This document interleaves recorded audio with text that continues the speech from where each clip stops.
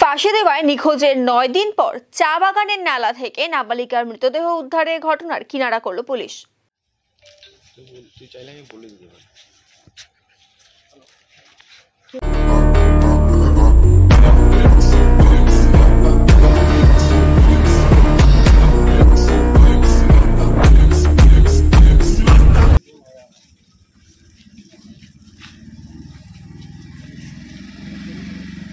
গলায় দড়ি দিয়ে শ্বাসরোধ করে খুন করা হয়েছে নাবালিকাকে, জানালেন জেলা পুলিশ সুপার প্রবীণ প্রকাশ।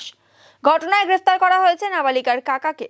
প্রসঙ্গত, নবম শ্রেণীর ছাত্রী ওই নাবালিকা গত 18 আগস্ট থেকে নিখোঁজ ছিল। ঘোষপুকুর ফাঁড়িতে অভিযোগ দায়ের করে পরিবার। গতকাল চা বাগানে শ্রমিকেরা পাতা তোলার সময় নালার মধ্যে নাবালিকার মৃতদেহ দেখতে পান।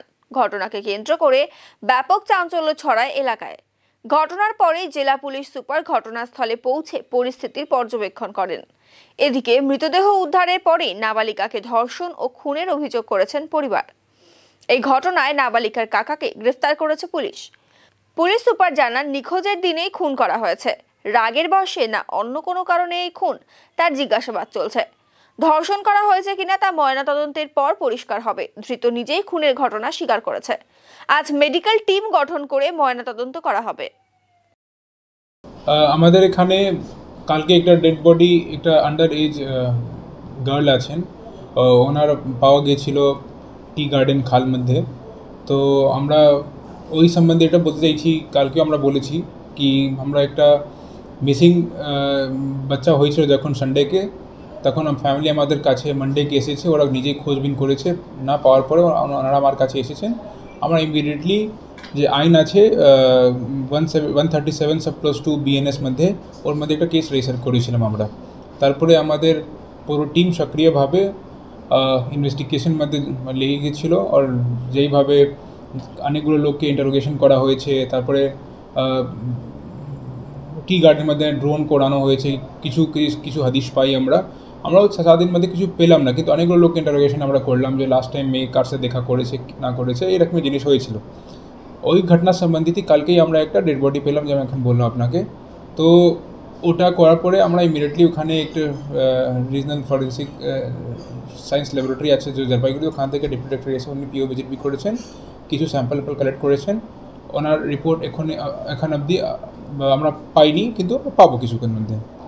আমরা এই তদন্ত করতে করতে কিছু ইনভেস্টিগেশন মধ্যে কিছু সন্দেহ পেলাম কিছু লোকের উপরে। তাদেরকে আমরা কালকেই রাত্রির মধ্যেই আমরা ইন্টারোগেশন করলাম। ইন্টারোগেশন করার পরে আমরা পাচ্ছি কি যে একটা লোক আছে, নাম আছে, উনি রিলেটিভ আছেন, যে ভিজি আছেন ওনার, উনি এই আমাদের সামনে भी কনফেস भी করেছেন যে উনি মার্ডার করেছেন, কোনো কারণবশ মার্ডার করেছেন। সেটা তদন্তের ব্যাপার আছে, সেটা আর ক্লিয়ার হয়ে আমরা জানাতে পারবো আপনাকে। আর এতটুকুই আছে কি এর মধ্যে কোনো বাইরের লোককে এখন আমরা কিছু পেলাম না, বাট যদি কিছু আর আমরা পাই তো আমরা আর এর মধ্যে ইনভেস্টিগেশন যে भी আইনভাবে ব্যবস্থা নিতে হবে সেটা ব্যবস্থা নেব।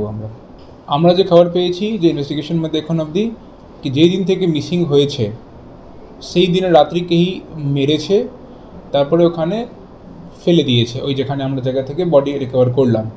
চাচা আছে, কাকু, এক্স্যাক্টলি কারণ বলতে পারছে না, রাগ আছে কিছু এরকম কিছু বলছে, বাট ক্লিয়ারলি বলছে না কি আছে না আছে, বাট রাগ এরকম লাগছে।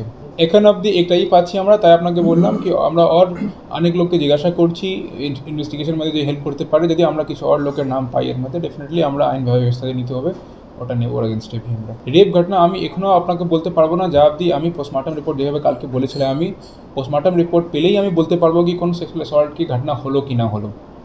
সেটা এখন অবধি আমরা পাইনি, তাই I can not comment on that. এটাই আছে। ইয়েস, এখন অবধি একজন গ্রেফতার আছে। Yes, we have already started a murder case. Yes.